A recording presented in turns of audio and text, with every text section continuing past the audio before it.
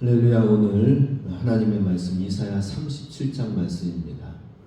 히스기야에 관한 내용인데요.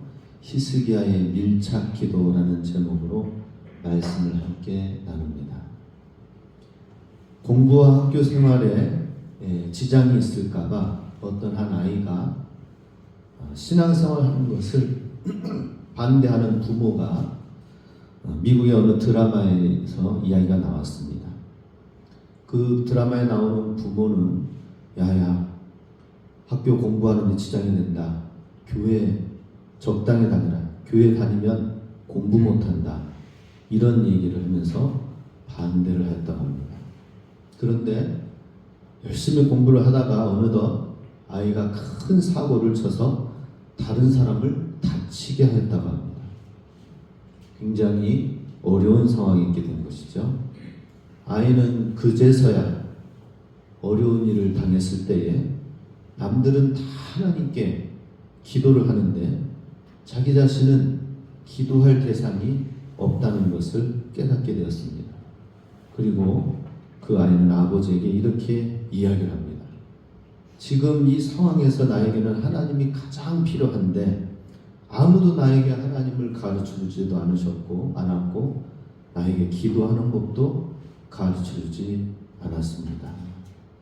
왜 신앙을 가지지 못하게 하셨나요? 하고 그 아이가 아버지에게 따지는 것이었습니다. 우리도 한번 생각해 보시기 바랍니다. 우리 나의 인생에 있어서 또 자녀들의 삶 가운데 있어서 가장 필요하고 가장 우리에게 필요한 중요한 것은 무엇입니까? 중요한 것이 잘 되라. 그리고 성공해라. 그리고 부자가 되라. 그거였지만 그러나 성공했다고, 부자가 되었다, 높은 위치에 올랐다. 그렇다고 해서 하나님이 없이는 과연 살 수 있을까 하는 것입니다. 우리 자녀들에게도 다른 것 다 못 줘도 신앙만큼, 하나님만큼은 줄 수 있어야 되고, 내 생활, 나에게 있어서도 다른 건 아무것도 없어도 하나님께 기도할 수 있는 것, 하나님과 나와의 분명한 관계는 있어야 된다 하는 것입니다. 하나님 안 믿는 사람들은 야생의 습성이 있어서 위기가 오면은 이리 뛰고 저리 뛰고 살 길을 찾아 나갑니다. 예. 지난 주간에 우리 교회 주변에 들고양이가 새끼를 낳아가지고 조그마한 새끼 고양이가 돌아다니면서 먹이통에 놓여있는 우리 꼬미 고양이 먹이통에서 도둑 고양이가 돼가지고 그것을 몰래 먹고 나타나면 사라지고 나타나면 사라지고 그랬습니다. 근데 너무나도 작으니까 귀여워가지고 뒤에 조용히 가서 뒷덜미를 먹고 있는데 얼마나 배고팠는지 가까이 다가가는데도 모르고 있는 거예요. 뒷덜미를 탁 잡아가지고 했더니 그 조그만한 고양이도 막 소리를 막 지르면서 야생성을 보이는 거예요. 아, 이렇게 조그만 고양이도 야생적인 이런 게 있구나. 그런데 다음에 그냥 놔주고 나서 다음에 또 두 번째 또 잡혔습니다. 그랬더니 얘가 이제 두 번째 잡히니까 소리는 지르지 않고 도망가고 싶은데 발만 버둥거립니다. 세 번째 또 잡히니까 이제는 조용히 있으면서 눈치만 보다가 이제는 또 놔주겠지 하고 사람과의 야생성이 점점 없어져 가는 것이에요. 믿지 않는 사람들은 야생의 습성이 있어서 자기가 어떻게든지 살려고 발버둥 치고 소리도 지르고 그렇습니다. 근데 하나님의 백성들은, 하나님에게 길들여진 주의 자녀들은 세상 가운데서 세상적인 방법으로 잘 어려움을 이겨내지 못합니다.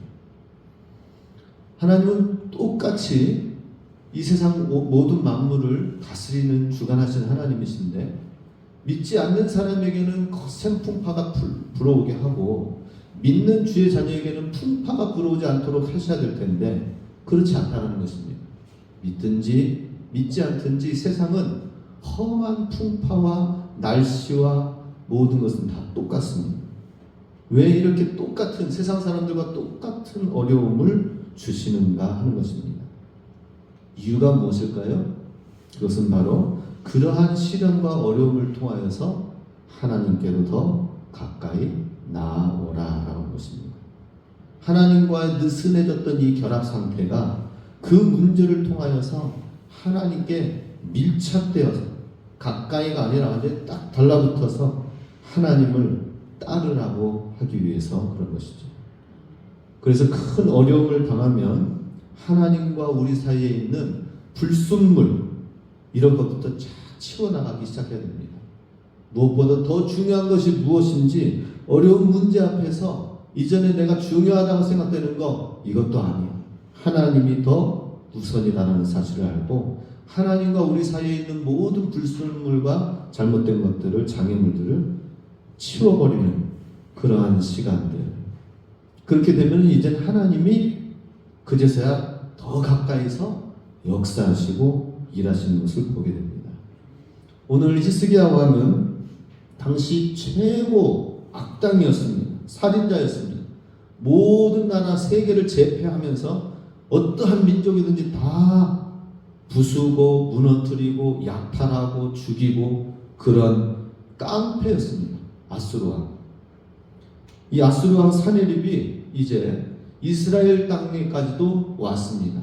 그 북쪽 땅에 있던 이 아수르 대제국이 시리아를 무너뜨리고 이제는 애국까지 무너뜨리려고 가는 그 길목에 있는 이스라엘 예루살렘 나머지 다 정복하고 이제 예루살렘 성 하나만 남겨놓고 이제 애굽으로 내려가는 그 교두보를 마련하고 있을 때에 간단하게 아수르 왕 사네립 왕이 이스라엘 이 히스기야 왕에게 편지 서신 하나로 무너뜨리려고 하였습니다.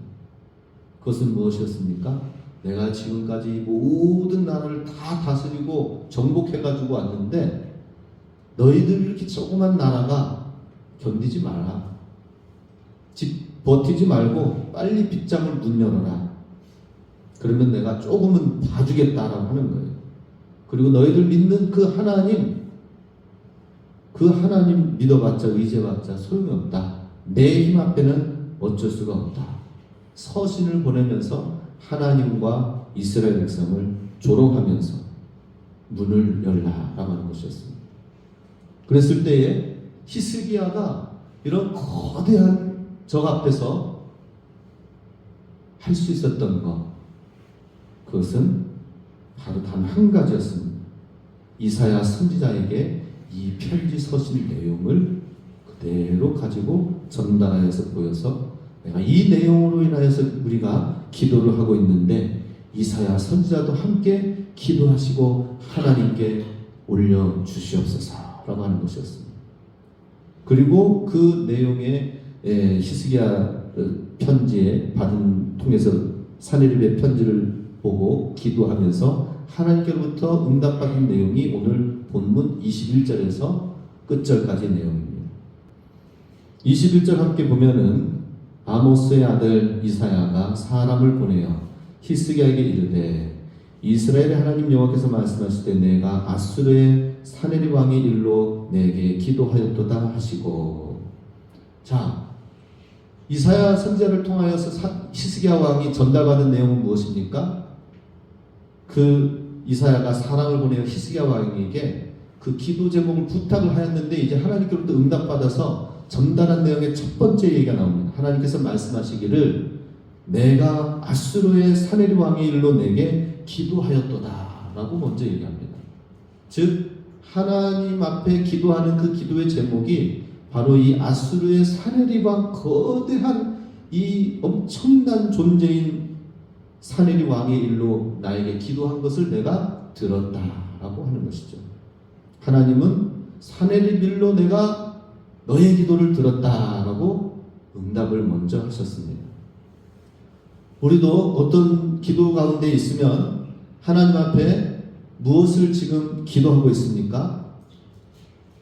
하나님이 나에게 기도에 응답하여서 먼저 첫 번째로 말씀하신다면 이렇게 말씀하실 거예요. 사네립의 일로 내가 너의 기도를 듣고 있다라고 말씀하신 것처럼 지금 우리가 기도하고 있는 그 내용을 그대로 얘기하는 것입니다. 우리가 기도하지 않으면 하나님께서도 응답의 사인이 없습니다. 그런데 기도한 내용이 이것입니다. 이걸 놓고 기도합니다 라고 한다면 그것에 대해서 내가 기도하고 있는 것을 듣고 있다라고 그대로 말씀해 보시는 것을 보게 됩니다. 그리고 우리가 기도를 정확하게 해야 되겠고 구체적으로 해야 되겠고 하나님을 인격적으로 하나님께 기도해야 될 것이다 하는 것입니다. 히스기야가 한 기도의 제목의 내용은 무엇입니까? 어떻게 기도하였나요? 사네립으로부터 온 그 협박 편지, 조롱하는 편지의 내용을 이사야 선지자에게 그대로 보여서 그 내용을 그대로 하나님께 올려드리는 것입니다. 즉, 이 히스기야가 사네립으로부터 받은 이 모든 모욕과 조롱과 이런 것은 그 편지의 내용은 히스기야가 받은 것이 아니라 그것은 바로 하나님께로 향한 내용입니다 라고 글을 올리는 거예요. 편지 내용을 그대로 하나님께 일러 바친 것입니다. 하나님, 사네립이 이렇게 저에게 이런 편지를 보냈는데 이것은 저에게만이 아니라 하나님께도 해당되는 내용입니다 라고 하는 거예요. 자, 우리도 기도할 때에 어떻게 기도해야 되겠습니까? 하나님, 우리가 겪고 있는 이 모든 문제는 나에게 어려운 문제가 있는 것으로 나에게 되어진 것이 아니라 국한된 것이 아니라 나도 어려움이 있지만 결국에는 하나님께도 손해이고 이건 하나님과 관계되어 있는 문제입니다 라고 올린 내용이다 하는 것이죠. 그러면서 히스기야는 그 한 가지를 놓고 간절히 기도하였습니다. 그 내용을 그대로 하나님께 올렸던 것이죠. 그러면서 그는 얼마나 두려운 가운데, 얼마나 답답한 가운데 하나님께 기도했겠습니까? 그런데 이것이 바로 하나님께 이러한 기도하는 과정, 그 문제를 스스로 풀려고 한 것이 아니라 하나님께로 가져가는 그 모든 것, 이것이 하나님께 밀착되어가는 과정이다라고 하는 것입니다. 우리는 하나님께 매이는 것보다는 자유롭게 내 원대로, 내 생각대로, 내 방법대로 하는 것을 더 좋아하고 그렇습니다. 하나님의 능력은 나중인 거예요. 나의 방법, 나의 생각, 나의 계획으로만 자꾸 나가려고 합니다. 그러면은 하나님과는 더 멀어지는 것입니다. 그런데 반대로 하나님, 주님이 하셔야 됩니다 하면서 하나님께 이 모든 것을 가지고 하나님께 나아가는 밀착되어져 가는 과정은 뭐예요? 하나님께 나의 이 어려운 문제를 고백하고 나의 이 모든 실망과 답답함과 문제와 나의 이 건강과 나의 모든 하는 일들을 하나님 앞에 다 아뢰면서 나아가는 것, 이 과정 그 자체, 기도하는 그 자체가 바로 하나님과 밀착되어져 가는 과정이다라고 하는 것입니다. 우리가 어떤 큰 문제를 만나면, 어려운 문제를 만나면 이런 얘기를 합니다. 말도 하지 마요. 내 몸이 아니에요 라고 얘기합니다. 자, 우리는 그 전까지는 내 몸, 내 인생은 내 것이기 때문에 내가 더 행복해지려고 하고 피나는 노력으로 남들과 비교해서 만족스럽지 못한 부분은 더 신경 쓰고 더 개선하고 무언가 더 집착하고 그래 왔습니다. 근데 감당할 수 없는 고난이 닥치면은 어떻게 됩니까? 욥이 고백했던 것처럼 주시니도 여호와시요 거두시니도 여호와십니다 라고 고백하는 것처럼 나 자신을 부정하게 된다 하는 것입니다. 하나님께 밀착되어져 가는 과정의 중요한 것은 무엇이냐면 나 자신을 부정하는 것이어야 된다 하는 것입니다. 내 힘과 내 노력으로 안 된다는 사실을, 그 사실을 인정해야 되는 것이 하나님께 밀착되어져 가는 과정의 중요한 것이 되는 것입니다. 나는 여전히 내가 할 수 있고 내 방법대로 내 목소리로 하려고 한다면은 그래서 하나님과는 상관없이 계속 하나님과 더 멀어지는 것입니다. 하나님의 방법으로 하시기 바랍니다. 그러나 그 과정에는 정말 나의 방법, 나의 생각으로는 할 수 없습니다 라는 그런 고백이 필요하다는 것입니다. 이렇게 해서 히스기야는 랍사게, 그 사네립 왕의 그 보낸 부하 랍사게가 하나님을 어떻게 욕하고 하나님의 백성들을 어떻게 조롱하였는지를 그대로 하나님께 올려드리면서 하나님, 저는 아무것도 할 수가 없습니다 라는 그러한 고백의 시간이 있을 때 하나님과 더 깊은 밀착되어져 가는 시간들이 된다 하는 것입니다. 그래서 우리는 우리 살아가는 목적 그 자체를 바꿔야 되는 것입니다. 삶의 목적 그 자체를 무엇으로 해야 됩니까? 어려운 문제가 있으면 말씀 보고 기도하는 것이 아니라 우리 삶의 자체의 목적을 하나님 말씀 듣는 것이 우리 삶의 목적이 되어야 될 것입니다. 할렐루야. 우리의 삶의 목표는 목적은 뭐가 된다고요? 하나님의 말씀을 듣는 것, 하나님께 기도하는 것, 하나님과 대화하는 것, 하나님과 깊은 밀착되어져 가는 관계를 갖는 것, 이것이 우리 삶의 목적이 되어야 될 것입니다. 그러면 하나님이 능력 주시고 하나님이 축복해 주시고 하나님이 해결해 주셔 간다 하는 것이죠. 삶의 목적이 무엇이어야 됩니까? 어떤 세상적인 목표를 한다면은 예수님 믿지 않아도 내 스스로 열심히 해서 잘 될 수가 있습니다. 아니, 부적을 붙여놓고 사람들이 왜 부적 가지고 다니는가 했더니 이게 하나의 피그말리온 현상이라고 합니다. 예. 종 딱 땡 치면은 강아지 개한테 음식을 줬대요. 종을 또 땅 치면서 종 칠 때마다 음식을 줬어요. 그랬더니 이제는 음식을 주지 않아도 종만 땡 쳐도 이 강아지가 입에서 침이 혀에서 막 쫙 나오는, 이게 피부말려 현상이라고 합니다. 사람들이 왜 부적을 가지고 다닙니까?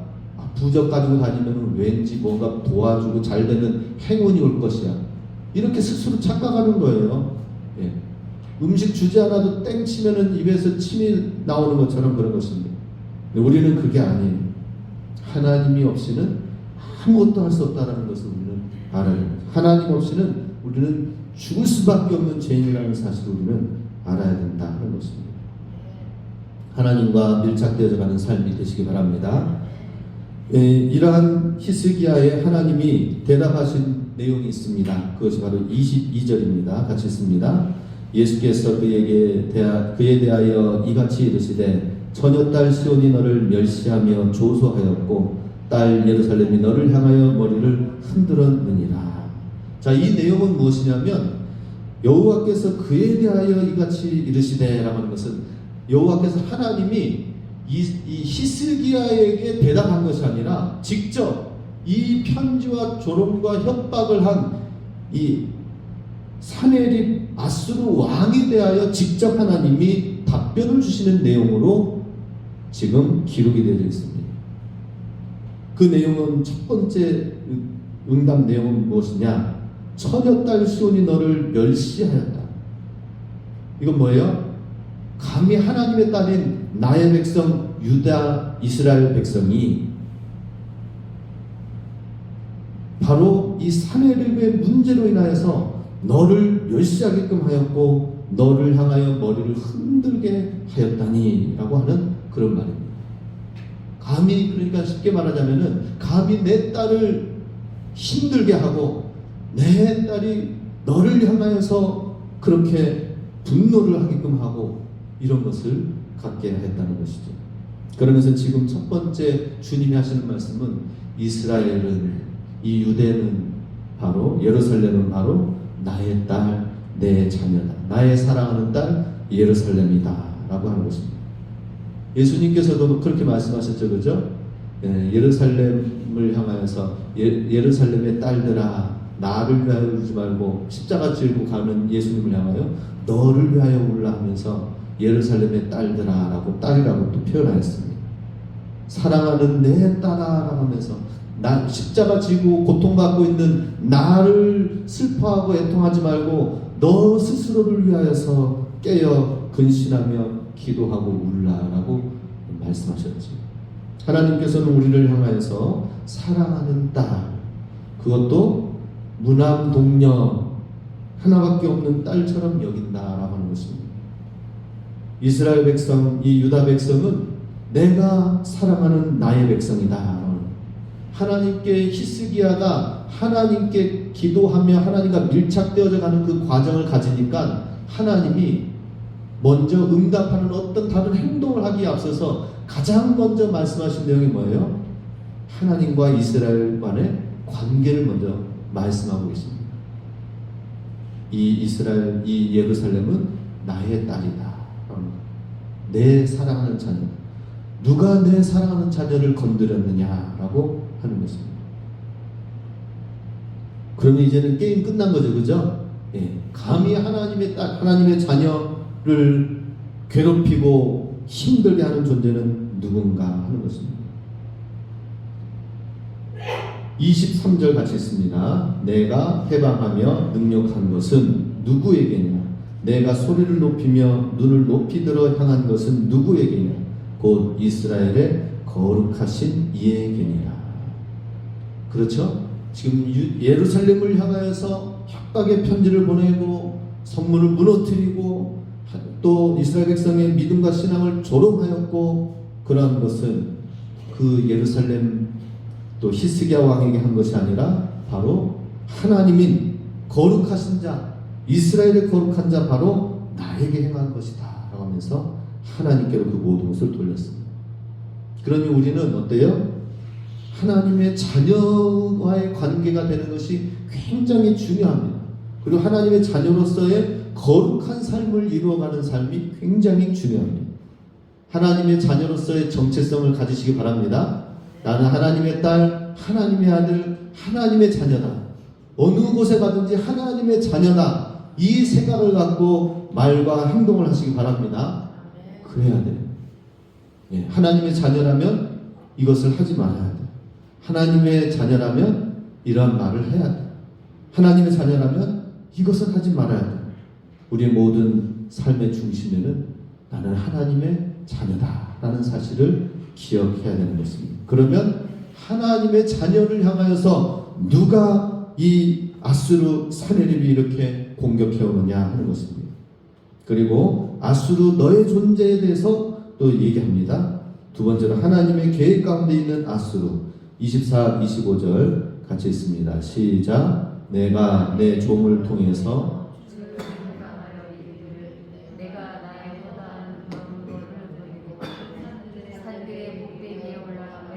레바논의 깊은 곳에 이르렀으니 높은 백향목과 아름다운 향나무를 베고 또 그 제일 높은 곳에 들어가 살찐 땅의 숲풀에 이를 것이며 내가 우물을 파서 물을 마셨으니 내 발바닥으로 애굽의 모든 하수를 말리리라 하였도다.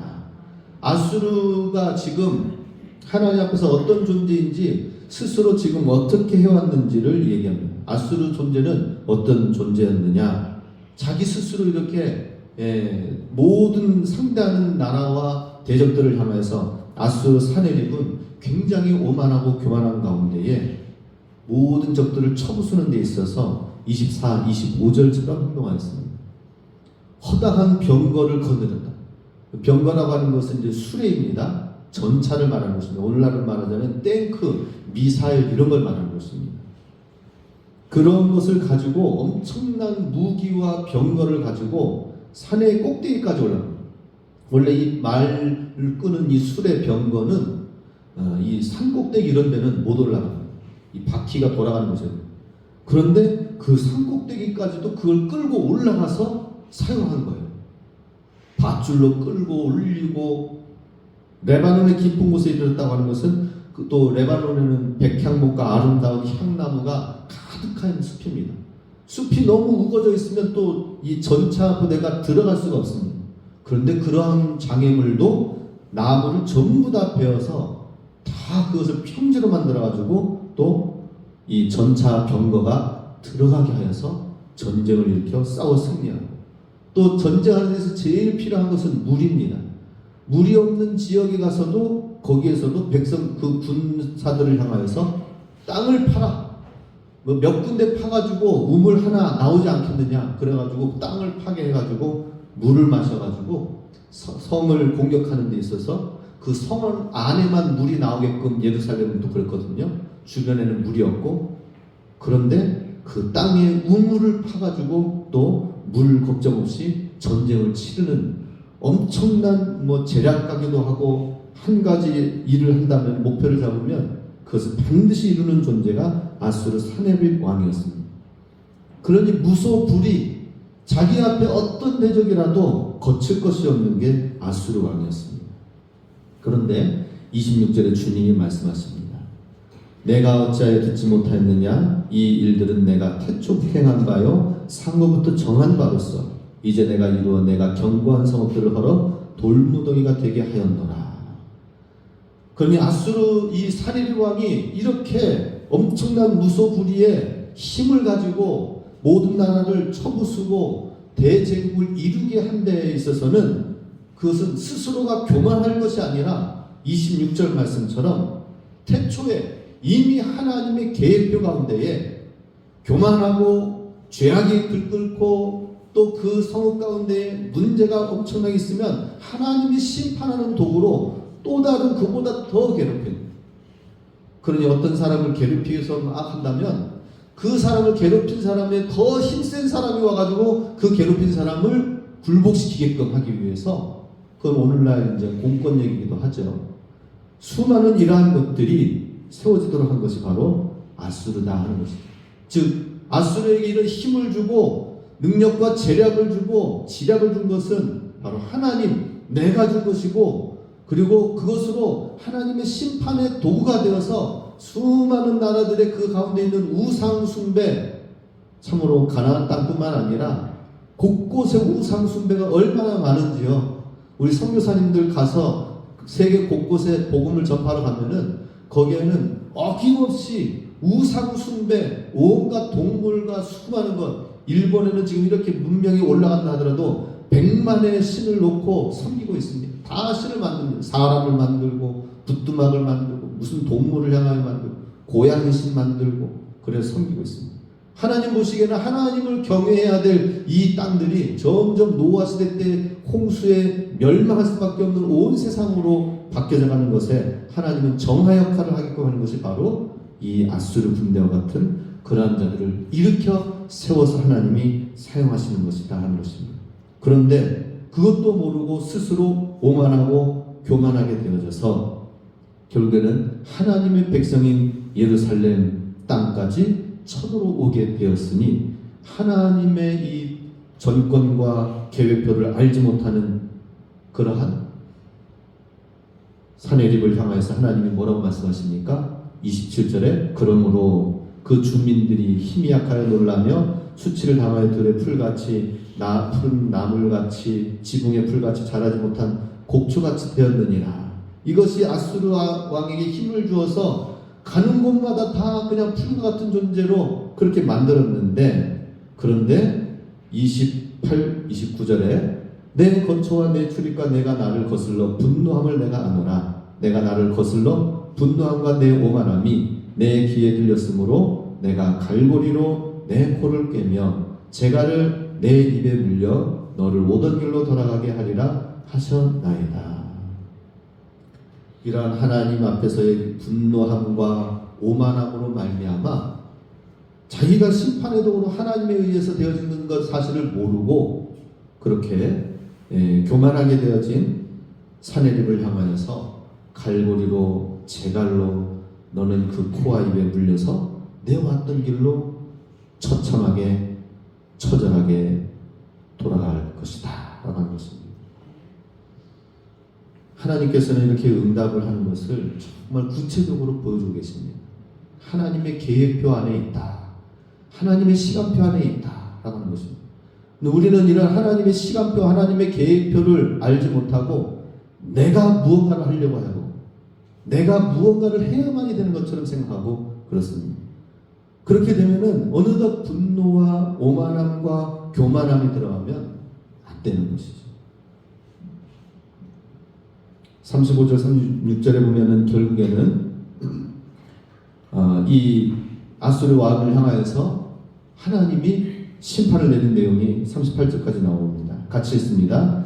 대저 내가 나를 위하여 내 종 다윗을 위하여 이 성을 보호하며 구원하리라 하셨나이다 하니라. 여호와의 사자가 나가서 아수르 진중에서 18만 5천인을 쳤으므로 아침에 일찍 일어나 본즉 시체뿐이라. 이에 아수르의 사내립 왕이 떠나 돌아가서 니느웨에 거주하더니 자기 신 니무르의 신전에서 경배할 때에 그의 아들 아드람멜렉과 사레셀이 그를 칼로 죽이고 아라라 땅으로 도망하였으므로 그의 아들 에살핫돈이 이어 왕이 되니라. 이렇게 하나님이 선포한 그 말씀 이후에 곧바로 간밤에 하나님의 천사가 와서 이 아수르 제국의 군대 진영에 18만 5천 명을 싹 죽이고 간밤에 일어나 보니까 어떻게 되는 거예요? 다 시체로 죽어가 있는 것입니다. 그러니 이 사내립 왕은 그냥 단순하게 실패하고 패배한 것이 아니라 18만 5천 명 이것이 다 무너지고 없어져서 본국에 돌아가서도 큰 일이 생기게 될 그런 상황에 놓여지게 된 것입니다. 결국에는 돌아갔을 때에 또 다른 자기의 자녀들이 그 왕자의 자리를 차지하기 위하여서 그 부모인 사내립을 죽이고 그 왕의 자리를 차지하면서 나갔는데, 그런데 보니까 민심이 흉흉한 거예요. 그의 아버지 사내립도 죽여서 왕의 자리에 차지했지만은 그것도 분위기가 안 되어지니까 아예 아라라 땅으로 도망가고, 그들이 이루고자 했던 도모했던 모든 계획도 수포로 돌아가고 제3의 인물 에살핫돈이 그 왕이 된 것을 보게 됩니다. 하나님이 이루시고 하나님이 역사하시면은 그냥 한순간에 되어지는 것을 보게 됩니다. 오직 우리는 하나님의 계획을 잘 알아야 될 것이다. 그리고 그 안에서 잘 견디고 소망을 가지고 나아가면 하나님이 대신해서 싸우시는 것을 보시게 됩니다. 우리 하나님의 계획을 발견하시기 바랍니다. 마지막으로 하나님의 징조와 계획 안에 있는 남은 자들에 대해서 말씀합니다. 30절에 보면 왕이여 이것이 왕에게 징조가 되리니 올해는 스스로 난 것을 먹을 것이요 둘째에는 또 거기에서 난 것을 먹을 것이요 셋째에는 심고 거두고 포도나무를 심고 그 열매를 먹을 것이니이다. 이제 이스라엘 백성이 이 땅을 지키는 것만이 아니라 온 땅이 황폐화되어 가지고 아수르 군대가 쳐들어와서 씨 뿌려야 될 때 뿌리지 못함으로 인하여서 그냥 한 해가 지나가 가지고 가을에는 도대체 농사도 하지 못한 가운데에 가을 겨울을 맞이하게 되었습니다. 걱정이 태산이죠, 그죠? 이제는 이 문빗장에 풀려가지고 적들을 향하여 승리했다 하더라도 먹고 살 길이 막막한 것이죠. 그런데 하나님이 말씀하십니다. 올해는 스스로 난 것을 먹어라. 좀 적더라도 부족하더라도 농사 지어서 풍성하게 지은 것처럼 아니지만은 거기에서 떨어져서 자라나는 것들이 있을 것이다라는 거예요. 저도 보니까 올해 농사 지어서 거기에서 이제 이 적상채라고 해야 되나요? 그거 이제 나중에는 상추 같은 게 올라와가지고 그 씨앗이 났는데 다 해먹고 뱄어요. 근데 언제 씨가 뿌려졌는지 곳곳에 또 그 적상추가 또 자라나더라고요. 그래서 뿌리지도 않았는데 또 그 상추를 또 먹기도 했습니다. 마치 이와 같이 걱정하지 마라. 스스로 난 것을 먹을 것이고 다음 해에도 거기에서 그냥 농사 짓지 마. 거기서 난 거 그냥 하나님이 주시는 거 그거 먹으면서 한 해 동안 더 쉬고 전열을 가다듬고 무너진 거 다시 보수하고 그 일에 힘써. 그리고 셋째 해 이제 다시 회복되어질 때에 그때 이제 다시 심고 거두면서 뿌리가 내려지고 포도와 그 열매를 풍성하게 먹어서 하나님 앞에 또 감사로 나아가라 라고 말씀하십니다. 하나님은 참 이렇게 얼마나 그 귀한 주의 자녀들에게 베풀어 주시는지 이 사실을 우리에게 말씀해 주십니다. 그리고 그러한 자는 31절에 특히 이렇게 말씀합니다. 유다 족속 중에 피하여 남은 자는 다시 아래로 뿌리를 받고 위로 열매를 맺으리니 이는 남은 자가 예루살렘에서 나오며 피하는 자가 시온산에서 나올 것이니라. 만군의 여호와의 열심히 이를 이루시리라. 자, 이렇게 그냥 자라나고 먹고 하는 이런 것이 저절로 되어지는 것이 아니라 여호와 하나님의 열심에서 이루어지는 것이다 라고 말씀하십니다. 그냥 땅에 심으면 그냥 저절로 되어지는 것이 아니라 다 뭐예요? 하나님의 열심이다 라고 하는 것이죠. 그런데 이것이 특별히 남은 자에게, 그냥 남은 자는 유다 족속에 그냥 남아있는 자가 아니라 그 안에 고난을 통하여서 이러한 모든 문제를 통하여서 하나님의 말씀의 가치를 깨닫고 하나님과 더 밀착되어야 된다는 사실을 알고 주님과의 깊은 자녀의 관계 속에서 하나님의 계획을 발견한 자에게 바로 하나님은 남은 자라고 말씀하십니다. 이스라엘의 남은 자가 되시기 바랍니다. 하나님의 계획을 발견하는 자가 되시기 바랍니다. 하나님과 더 밀착되어진 기도, 밀착된 주님의 자녀가 되시기 바랍니다. 그래서 우리 하나님 앞에서 주님이 주시는 것으로, 주님이 공급하여 주시는 것으로 하나님이 귀하게 세워나가신다 하는 것입니다. 우리 모두가 다 이제 한 해의 회기, 이제 2023년 회기년도 마지막 주일을 보내고 있는데 우리의 생각으로, 우리의 힘으로 될 수 없습니다. 하나님의 열심히 하도록, 그리고 또 그 열심을 따라서 우리도 주님의 열심을 가지고 하나님과 더욱더 밀착되어져 나아가면 하나님의 방법으로, 하나님의 능력으로 다시 일어서게 될 줄로 믿습니다. 이러한 주님의 믿음의 백성, 주님의 남은 자가 되시길 주님의 이름으로 축복합니다.